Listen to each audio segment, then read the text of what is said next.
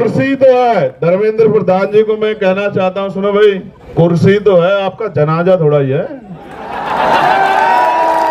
अगर कुछ कर नहीं सकते तो छोड़ क्यों नहीं देते, क्यों चिपक के बैठे?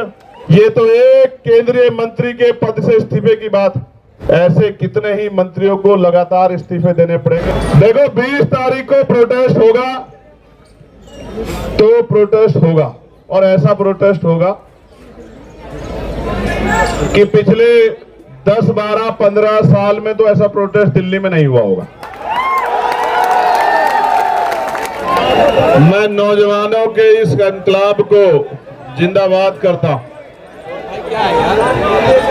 आज इस जंतर मंतर पे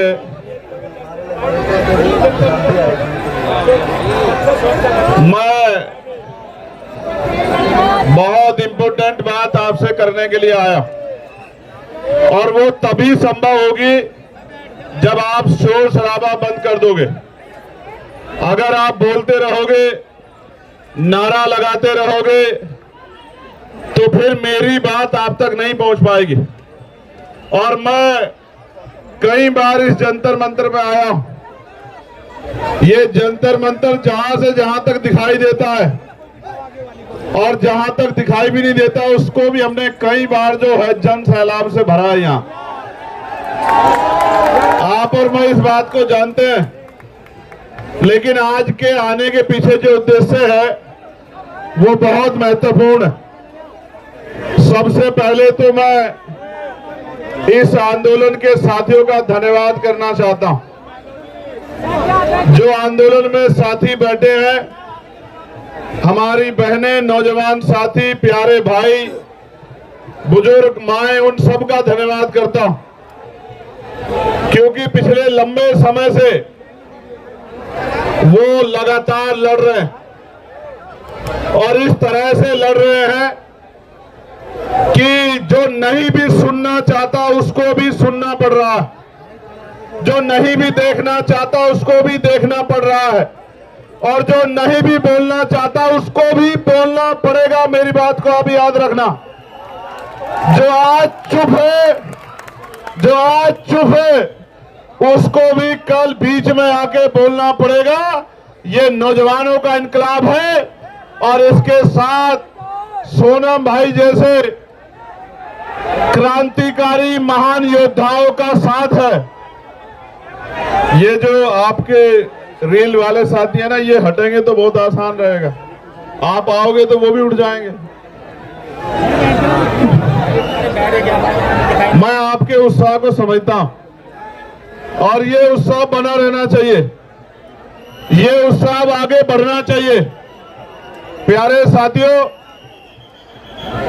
ये जो शख्स हमारे बीच है, सोनम सर, पिछले लंबे समय से इस देश के लिए कई महत्वपूर्ण लड़ाई, लोगों को जगाने के लिए, लोगों को उनके अधिकार के प्रति जागरूक करने के लिए हम लोगों ने लड़ते देखा है। और अच्छी बात यह है कि वो अपने लिए नहीं लड़ रहे हैं, ना उनको नौकरी चाहिए, ना उनको कोई पेपर देना, ना उनको कोई नौकरी चाहिए सरकारी, ना उनको कोई पेपर देना है। और अगर वो अपनी जान को दांव पे लगा के यहां बैठे हैं और हटाए से नहीं हट रहे, इस बात का इनकलाब है, इस बात की चेतावनी है हुकूमत को कि अब ज्यादा दिन तक उनकी डिक्टेटरशिप चलने वाली नहीं है, उनको फैसला लेना पड़ेगा। मैं तो देख रहा था जहां लोग अपनी लड़ाई नहीं लड़ते, जहां लोग अपनी समस्याओं में नहीं खड़े होते, मुझे सहयोग से यह भी कहना पड़ेगा, इस देश के नौजवानों को अपने बारे में सोचना चाहिए, सोचना चाहिए उन्हें अपने बारे में। आज वो इसलिए घर से बड़े पैमाने पे नहीं निकल पा रहे हैं क्योंकि घर के लोगों को लगता है कि अगर वो जाएंगे तो किसी मुसीबत का सामना करना पड़ सकता है। अगर आप अपनी लड़ाई अपने आप नहीं लड़ोगे तो आपकी लड़ाई कौन लड़ेगा। मैं पूरे धन्यवाद देता हूं इस मंच को, वो हमारी बहनें, हमारे भाई जो बैठे हैं भूख हड़ताल पे, अनशन पे, जो डटे हुए बारिश में, तूफान में, गर्मी में, सर्दी में, और मैं खुद आंदोलनकारी मैं जानता हूं कि जब कोई आंदोलन करने निकलता है तो उसको कितनी तरह का सामना करना पड़ता है। उसमें सवाल खड़े किए जाते हैं, उसकी नैतिकता को गिराने के लिए प्रयास किए जाते हैं, उस पर आरोप लगाए जाते हैं कि इनको फंड कहां से मिल रहा है, इनको सुविधा कहां से मिल रही है, ये इस पार्टी से ऑर्गेनाइज है, ये इस संगठन से ऑर्गेनाइज है। ये मैं इनको देख के क्या कहूं, ये किससे ऑर्गेनाइज हो सकते हैं? ये तो नौजवान हैं, और नौजवान जब जब अंगड़ाई लेता है निजाम बदल जाता है। मेरी बात को आप याद रखना। जो आज चुप हैं उनको कल तय करना पड़ेगा। ये लड़ाई किसी दल की नहीं है, ये लड़ाई भारत के युवाओं की लड़ाई है, और जो लड़ रहा है उसको भी लोग देख रहे हैं, और जो चुप है लोग उसको भी देख रहे हैं। लोग ये भी देख रहे हैं कि कौन खड़ा है और कौन सिर्फ जो है किसी नुकसान का इंतजार कर रहा है। ये बड़े इंपोर्टेंट लोग आज मैं इस मंच पे देख रहा हूं। प्यारे साथियों, मैं तो खुद एनएसए में रहा 16 महीने के लिए जेल में, और निर्दोष होते हुए रहा। उसके बाद दिल्ली कई बार यहां प्रदर्शन करने आया तो रास्ते रोक दिए गए, बैरिकेडिंग लगा दी गई, बड़े पुलिस ने साइन बोर्ड खड़े करके तमाम तरह के प्रयास किए, डिटेन किए गए। लेकिन जब कोई क्रांतिकारी किसी अच्छे मकसद के लिए निकलता है, किसी जंग के लिए, किसी लड़ाई के लिए निकलता है, किसी संघर्ष के लिए निकलता है, ये छोटी मोटी दीवारें उनको रोक नहीं सकती। तो कई बार संघर्ष करने के बाद, और जब इससे भी काम नहीं चला तो गोली भी खानी पड़ी। लेकिन मैं जिम्मेदारी से कह सकता हूं, ये मुल्क हमारा, ये देश हमारा, हम इस देश के नागरिक हैं। इस देश के हर एक नौजवान की जिम्मेदारी, हमने लोकसभा में शपथ ली है संविधान की कि हम अंतिम व्यक्ति के अधिकारों की लड़ाई लड़ेंगे। मेरी और सबकी जिम्मेदारी बैठती है कि वो इस प्रोटेस्ट में साथ खड़े हों। आप महसूस करके देखो, देश की हर मां चाहती है कि चंद्रशेखर आजाद और भगत सिंह पैदा हों, लेकिन हो पड़ोसी के यहां, क्योंकि उनको शहादत देनी। और मैं फिर कह रहा हूं, ये देश आंदोलन से बना है, ये देश आंदोलन से आगे बढ़ा है। इस देश ने आंदोलन से अंग्रेजों के पैर उखाड़ दिए थे, और ऐसे आंदोलन जो अंग्रेजों की भाषा बोलेगा, जो अंग्रेजों के रास्ते पे चलेगा, जो अंग्रेजों को अपना आदर्श मानेगा, उन सबके पैर भी ऐसे आंदोलन उखाड़ देंगे जो आज तानाशाही कर रहे हैं। क्यों नहीं? मैं जानना चाहता हूं कि धर्मेंद्र प्रधान जी को क्यों नहीं जा रही आवाज, प्रधानमंत्री जी को क्यों नहीं जा रही आवाज, गृह मंत्री जी को क्यों नहीं जा रही आवाज, और वो सरकार किसका इंतजार कर रही है कि ये इस शख्स में, इस मंच पे बैठा है ये शख्स जो है, जो एक वैज्ञानिक है, जो एक पर्यावरण का मित्र है, जो देश की धरोहर है, वो मर जाए, इस देश की बात का इंतजार कर रही है क्या सरकार? यह इंतजार कर रही है कि कुछ गोंस आके यहाँ पत्थर फेंक दे, डंडा चला दे, या कोई भीड़ आके इस आंदोलन में हिंसा कर दे, ये आंदोलन बर्बाद हो जाए। मैं अपने साथियों कहूंगा, बहुत सचेत होकर चलाने की आवश्यकता है। अब तक जैसे आपने चलाया, आपकी बहादुरी को हम लोग सलाम करते हैं। अब तक जैसे आपने चलाया, मैं आपकी बहादुरी को सलाम करता हूं। और मैंने देखा इस तरपाल के लिए पैर पकड़ने पड़े भाई, इस तरपाल के लिए पैर पकड़ने पड़े यहाँ रुकने के लिए। लास्ट बार पहलवान बेटियों का आंदोलन हुआ था यहाँ, मेरे आज भी याद है, जब ये आंदोलन लंबा चला था। उसके बाद ये दूसरा आंदोलन है। और कहा गया मुझसे भी कल, इन्होंने कहा इनकी टीम ने कि भैया 20 तारीख को कूच करेंगे हम लोग। 20 को ही करोगे ना? पक्का?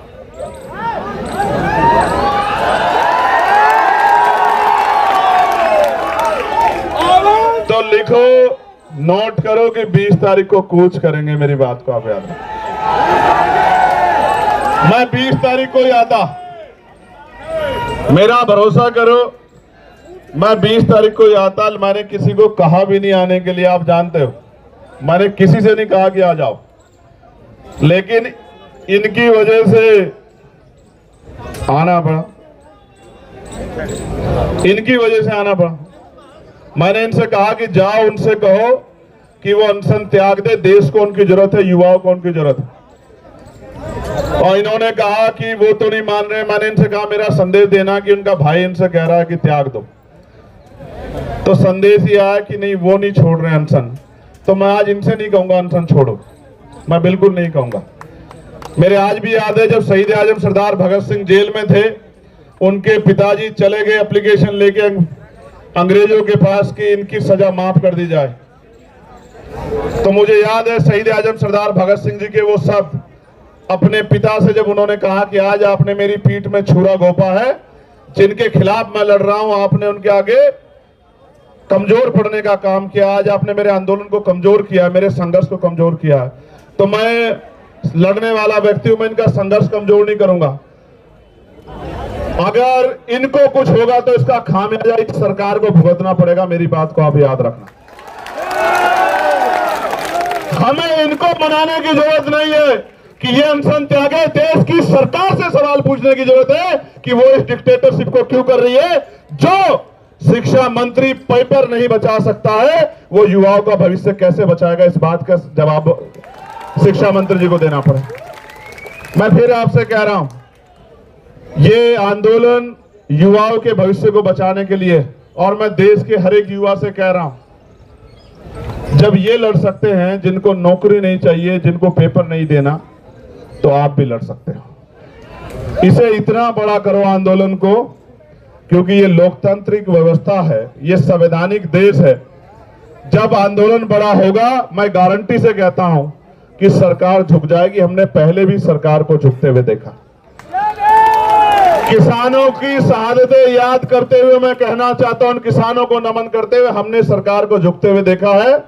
ये तो एक केंद्रीय मंत्री के पद से इस्तीफे की बात, ऐसे कितने ही मंत्रियों को लगातार इस्तीफे देने पड़ेंगे जब जनता खिलाफ हो जाएगी। मेरी बात को आप याद रखें।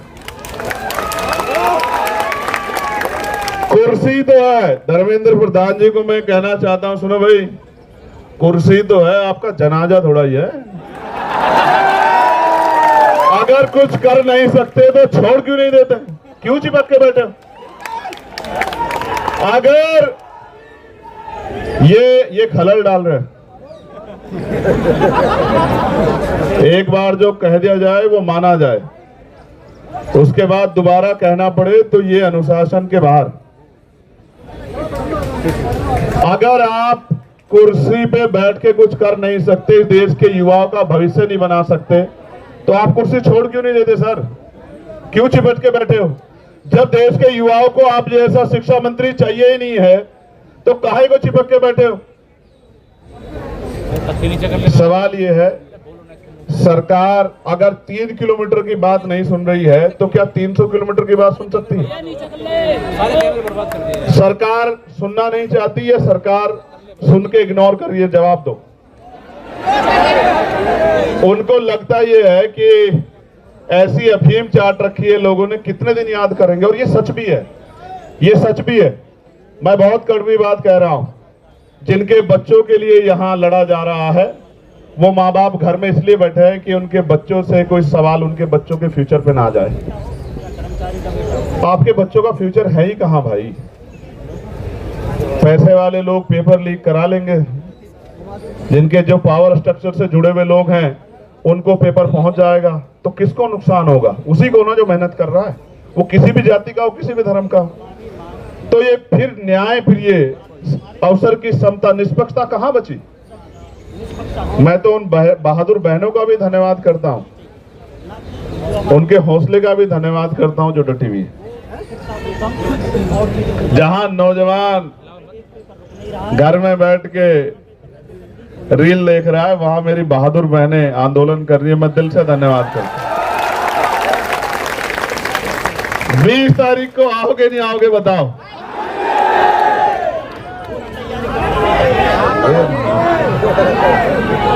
देखो एक चीज जानो, मैं इस आंदोलन पे कोई सवाल ना खड़ा हो, मेरी नैतिकता ये कहती है किसी वजह से इस आंदोलन पे कोई सवाल ना खड़ा हो। जब मैं वहां आया ना, तो अपनी पार्टी, अपने तमाम मन के इच्छाओं को मैं वहां रख के आया।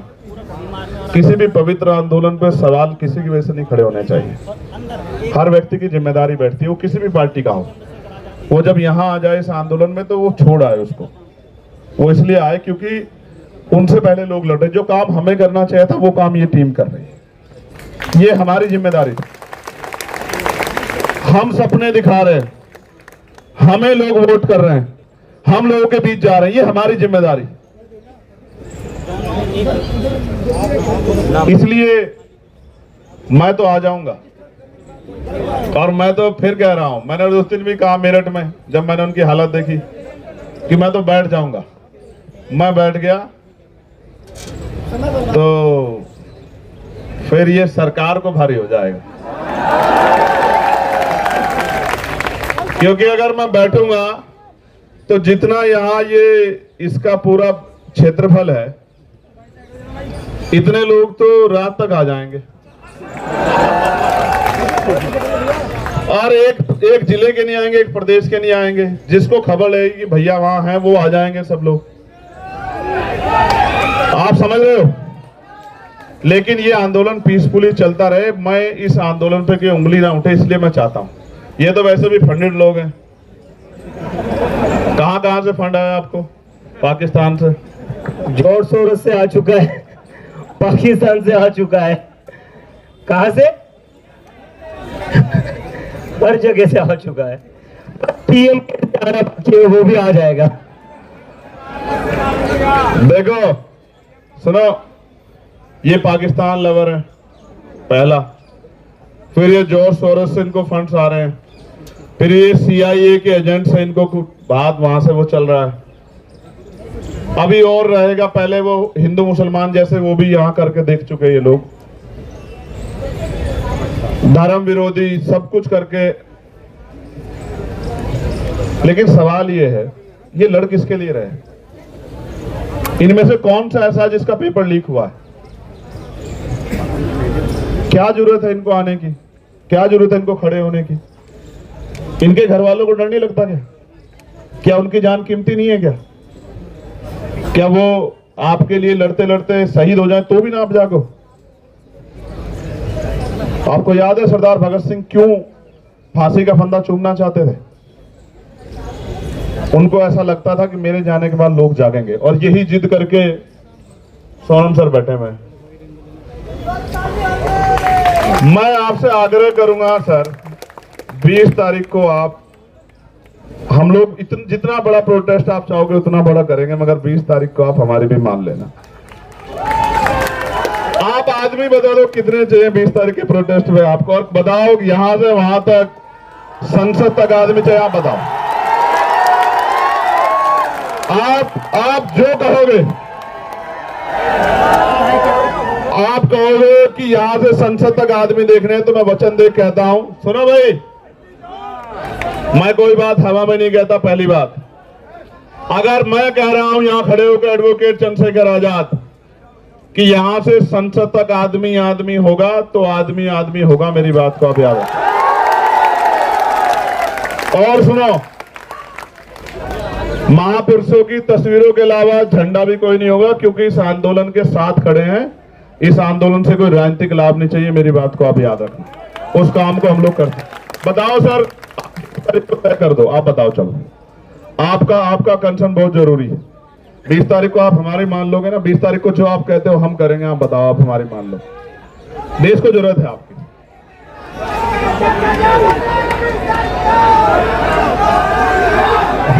आप 20 तारीख को हम कर रहे, आप चाहते हो 20 तारीख को हम लोग जीत जाएं? आप बताओ पहले, मैं क्या चाहता हूं? मैं चाहता हूं ना, हमें हमारा जो है मजबूत पिलर भी हमारे साथ रहे, खड़े रहे, डटे रहे।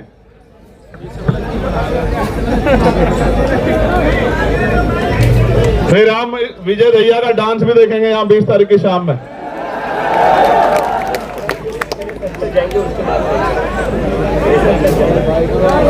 अगर हमारा प्रोटेस्ट सफल हो गया तो फिर आप शाम में हमारी बात मान लोगे? पक्का? ये डांस दिखाएगा शाम में, विजय डांस करके दिखाएगा शाम में। विजय आपका नाम? देखो, 20 तारीख को प्रोटेस्ट होगा। तो प्रोटेस्ट होगा, और ऐसा प्रोटेस्ट होगा कि पिछले 10, 12, 15 साल में तो ऐसा प्रोटेस्ट दिल्ली में नहीं हुआ होगा। कारण क्या है? कारण क्या है? ये जिनके लिए लड़ रहे ना, उनको भी नहीं पता कि उनके लिए लड़ रहे हैं। यहां तो मीडिया बहुत कुछ तय कर देता है। वो सुई के बराबर इस आंदोलन में इनके मन का खोट ढूंढ रहे हैं। वो ये चाहते हैं एक इतना सा इनके खिलाफ कुछ मिले जिसको वो बता सके कि ये आंदोलन एंटी नेशनल है, ये भारतीय संवैधानिक व्यवस्था को डिस्टर्ब करने के लिए किया जा रहा है।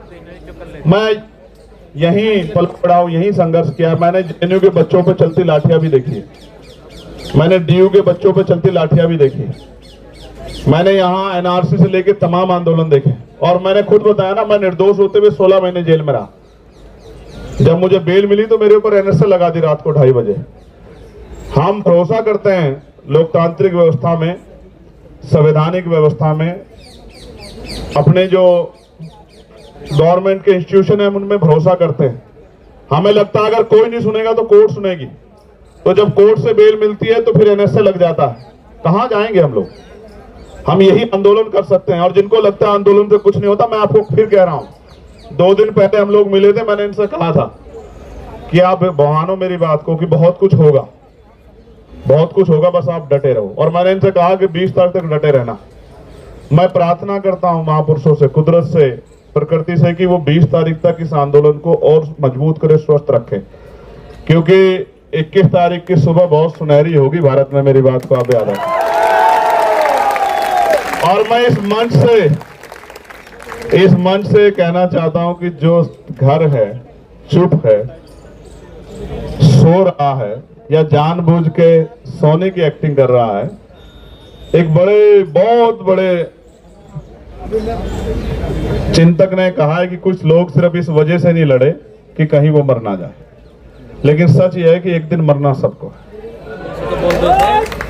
चाहे लड़कर मरो और चाहे डर कर मरो, चाहे मुकाबला करके सामना करो, चाहे हार मान के बैठ जाओ। और मान लो तो हार और ठान लो तो जीत। और सिर्फ सांसों का रुकना मौत नहीं होती, जिनका जमीर मर जाता है वो भी मर जाते हैं।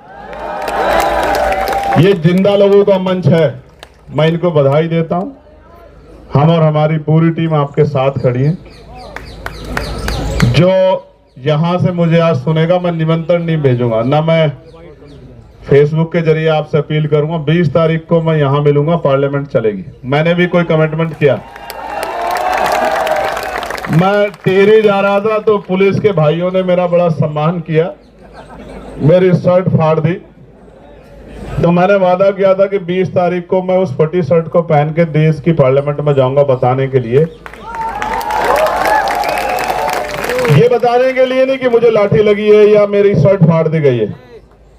जब हम संघर्ष करने जाएंगे तो मिठाई तो नहीं मिलेगी, लेकिन ये बताने जाऊंगा कि सत्ता कितनी तानाशाह हो गई है। वो 3 किलोमीटर की आवाज को भी नहीं सुनती और 300 किलोमीटर की आवाज को भी नहीं सुनती। और हमें भरोसा है इस देश की महान न्यायपालिका पे कि वो हमारे दर्द को सुनेगी।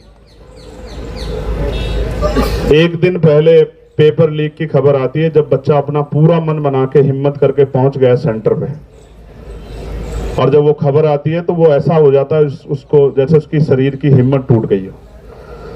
और मेरे आज भी याद है ना, पेपर के समय हम लोगों ने भी बहुत पेपर दिए हैं विजय, तो रुकने की जगह ढूंढते थे, किसके यहाँ रुकेंगे, किसके यहाँ खाना खाएंगे। दूसरे शहर में जाना मिडिल क्लास परिवारों के लिए, गरीब बच्चों के लिए आसान थोड़ा ही। और जब जा रहे हैं तो पता लग रहा है पेपर लीक हो गया है या घोटाला हो गया है। आप समझो ना क्या कर रहे हो आप देश के साथ। और जिस देश में 94,000 स्कूल बंद हो गए हों पिछले 10 साल में, और लाखों की संख्या में शराब की दुकानें खुल गई हों, और जहां टीचर को आदेश दिया जाता हो कि भूसा इकट्ठा करके लेके आओ, क्योंकि गौशाला में गाय भूखी नहीं रहनी चाहिए। मैं मानता हूं कि गाय भूखी नहीं रहनी चाहिए, सरकार के पास बहुत बजट है, लेकिन टीचर इसलिए नहीं है कि वो भूसा इकट्ठा करे, उसको बच्चों का भविष्य बनाना। क्या मजाक कर रहे हो आप लोग? ये कैसा देश बना के दे? ये क्रांतिकारियों के सपनों का भारत है, ये बाबा साहब अम्बेडकर द्वारा लिखे गए संवैधानिक मूल्यों का भारत है। इसके लिए शहादत दी देश ने। बहुत चिंता का सवाल है।